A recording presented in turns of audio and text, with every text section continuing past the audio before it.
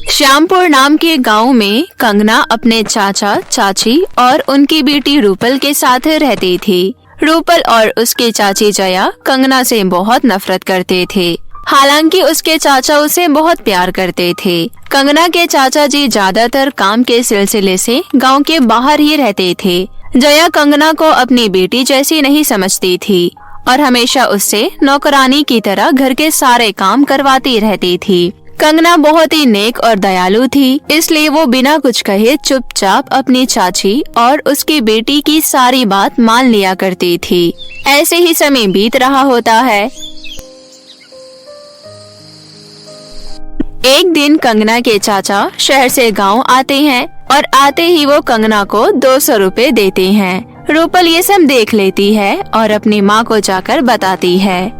Mummy आपको पता है पापा ने कंगना को अभी 200 रुपए दिए हैं। मैंने भी मांगा था लेकिन मुझे सिर्फ 100 रुपए दिए हैं, ये बोलकर कि मैं अभी छोटी हूँ। आप देख रही हैं ना कि पापा कैसे मेरे साथ भेदभाव कर रहे हैं। मैंने तो आपको पहले ही कहा था इस नौकरानी को इस घर से धक्के मारकर निकाल दो, आगे चलकर हमारे लिए ही खतरा बन जाएगी ये। हाँ तू सही कह रही है, लेकिन बीते हुए कल को वापस तो नहीं लाया जा सकता है। मम्मी मुझे नहीं पता, लेकिन किसी तरह इसे इस घर से भगाओ। अगर ये इस घर में रही तो मैं नहीं रहूंगी। जया रूपल की बात मान लेती है। तभी कंगना बहुत स्वादिष्ट खाना बनाकर लाती है। अचानक जया कंगना को एक थप्पड़ मार देती है और कहती है, क्यों रे, तूने इस खाने के अंदर इतना नमक क्यों डाल रखा है? तू हमें जान से मारना चाहती है ना, ताकि हम मर जाए और तू इस बड़े से घर में अकेली राज करे।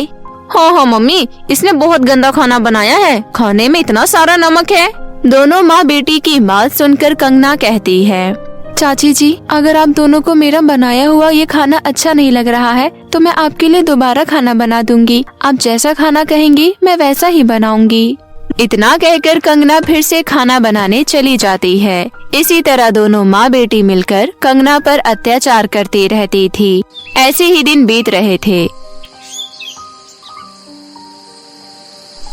और एक दिन कंगना के चाचा दूसरे देश में जाकर अपना बिजनेस फैलाने का फैसला करते हैं और उनके दूसरे देश जाते ही जया कंगना पर और भी ज्यादा अत्याचार करने लगती है, क्योंकि कंगना से प्यार करने वाले सिर्फ उसके चाचा जी ही थे।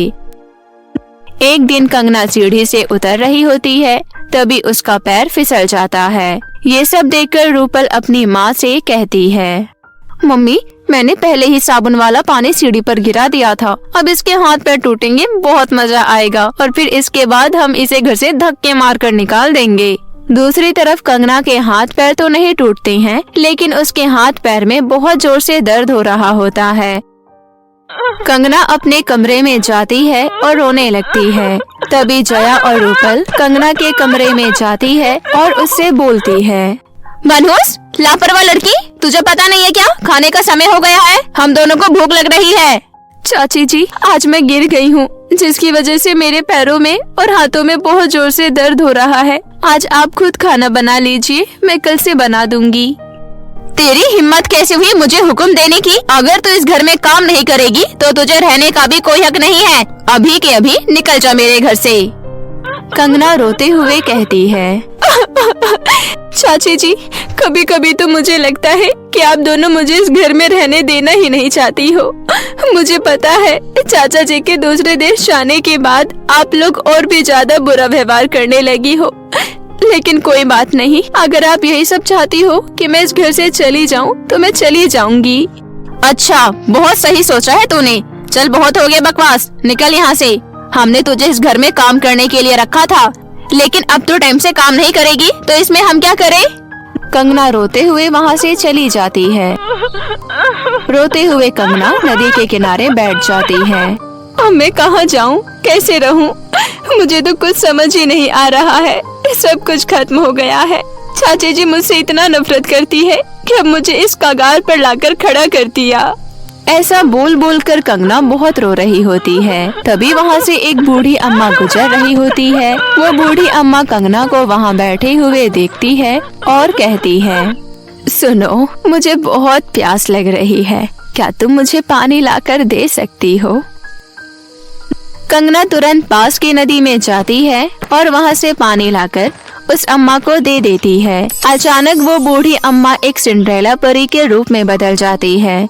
कंगना ये सब देखकर हैरान रह जाती है। सिंड्रेला परी कंगना से कहती है, तुम्हारा बहुत बहुत धन्यवाद। मैं इतनी देर से लोगों से पानी मांग रही थी, लेकिन किसी ने मुझे पानी नहीं दिया। मैं यहाँ पर पृथ्वीलोक के लोगों की अच्छाई देखने आई थी, लेकिन एक तुमने ही मुझ पर विश्वास किया और मुझे पानी लाकर दिया। कोई बात नहीं, सबकी मदद करना तो इंसान का पहला कर्तव्य होता है। अच्छा, मैंने तुम्हें यहाँ रोते हुए देखा। तुम चाहो तो अपनी परेशानी मुझसे बांट सकती हो।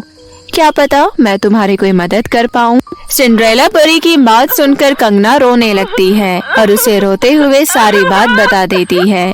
कंगना की बात सुनकर सिंड्रेला परी को उस पर बहुत तरस आता है और वो कहती है, तुम चिंता मत करो, मैं तुम्हारी मदद जरूर करूँगी। इतना कहकर सिंड्रेला परी अपनी जादुई छड़ी घुमाती है और वहाँ एक चॉकलेट का घर प्रकट कर देती है। आज से तुम इस जादुई चॉकलेट के घर में रहना और ये तुम्हारी सारी इच्छा पूरी करेगा। इस जादुई चॉकलेट के घर के अंदर तुम्हें हर रोज बना हुआ चॉकलेट मिलेगा, जिसे तुम दुकान में बेच भी सकती हो। आपका बहुत बहुत शुक्रिया सिंड्रेला परी, आपने तो मेरी सारी परेशानियाँ ही खत्म कर दी। सिंड्रेला परी वहाँ से चली जाती है और जिया जादुई चॉकलेट के घर के अंदर जाती है। कंगना पहले से भी ज्यादा सुंदर हो जाती है। खुद को इतना सुंदर देखकर कंगना बहुत खुश होती है। अरे वाह, मैं तो जादुई चॉकलेट के घर के अंदर आते ही कितनी सुंदर हो गई हूँ। यहाँ तो जैसा सिंड्रेला परी ने कहा था सब कुछ वैसा ही है। इस जादुई चॉकलेट के घर के अंदर तो बहुत सारा पैसा और स्वादिष्ट चॉकलेट भी है। मुझे जादुई चॉकलेट के घर के धन दौलत से गरीब और बेसहारा लोगों की मदद करनी चाहिए और फिर मैं अपना गुजारा चॉकलेट की एक बड़ी सी दुकान खोलकर कर लूंगी। कंगना खुद से ये सब बोल रही होती है, तभी जादुई चॉकलेट के घर में से आवाज आती है, कंगना, तुम एक बहुत अच्छी लड़की हो। तुम हमेशा दूसरों के बारे में सबसे पहले सोचती हो। तुमने इतना सारा खजाना देखकर भी अपने बारे में नहीं सोचा और पहले दूसरों के बारे में सोचा। तुम्हारी ये उदारता देखकर मुझे बहुत खुशी हुई। उसके बाद कंगना पैसा लेकर गरीब और बेसहारा लोगों में बांटने लगती है। कंगना अपना खुद का एक बहुत बड़ा चॉकलेट का दुकान खोल लेती है। कंगना के चॉकलेट की बिक्री बहुत होती है और उसकी दुकान गांव के साथ साथ शहरों में भी मशहूर हो जाती है।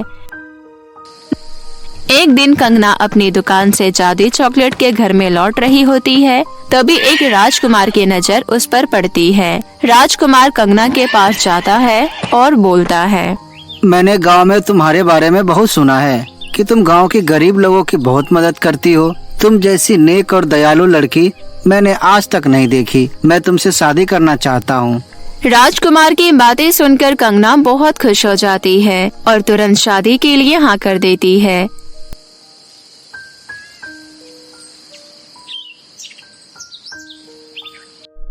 कुछ समय बाद कंगना और राजकुमार की शादी धूमधाम से हो जाती है और वो हंसी खुशी रहने लगते हैं। वहीं दूसरी तरफ जया और उसकी बेटी रोड पर आ चुके थे, क्योंकि दूसरे देश में कंगना के चाचा जी की मौत हो जाती है और सेविंग के सारे पैसे दोनों माँ बेटी उड़ा देते हैं। जब सेविंग के पैसे खत्म हो जाते हैं तो दोनों माँ बेटी अपना घर भी बेच देते हैं, जिसकी वजह से दोनों रोड पर आ गए थे। एक दिन कंगना मंदिर से अपने महल में लौट रही होती है, तभी उसकी नजर रूपल और जया पर जाती है। जया और रूपल को इस हालत में देखकर कंगना हैरान रह जाती है और उनके पास जाती है। अरे, आप दोनों यहाँ क्या कर रहे हो? बेटी, हमारा सब कुछ खत्म हो गया है, हमें माफ कर दो। मुझे पता है हमने इतनी बड़ी गलती की है जो माफी के लायक नहीं है, लेकिन तुम्हारा दिल बहुत बड़ा है। हमने तुझ जैसी इतनी अच्छी लड़की को घर से बाहर निकालकर बहुत बड़ी गलती की। चाची जी, आप दोनों को अपने किए पर पछतावा है, इतना ही बहुत है, इसलिए मैं आप दोनों को माफ कर देती हूँ। चलिए अब आप मेरे साथ मेरे महल चलिए और वहीं रहना। कंगना की बात सुनकर रूपल और जया की आंखें भर जाती हैं और दोनों उसे गले से लगा लेती हैं। उस दिन के बाद से सब कुछ ठीक हो जाता है और सब खुशी खुशी रहने लगते हैं। तो मेरे प्यारे दोस्तों, कैसी लगी आपको हमारी ये कहानी? हमें कमेंट करके जरूर बताएं और इसे अपने दोस्तों के साथ भी शेयर करें। और हाँ दोस्तों, अगर आपने अब तक हमारे चैनल को सब्सक्राइब नहीं किया है तो प्लीज जल्दी से नीचे लाल बटन दबाकर अभी कर ले। धन्यवाद।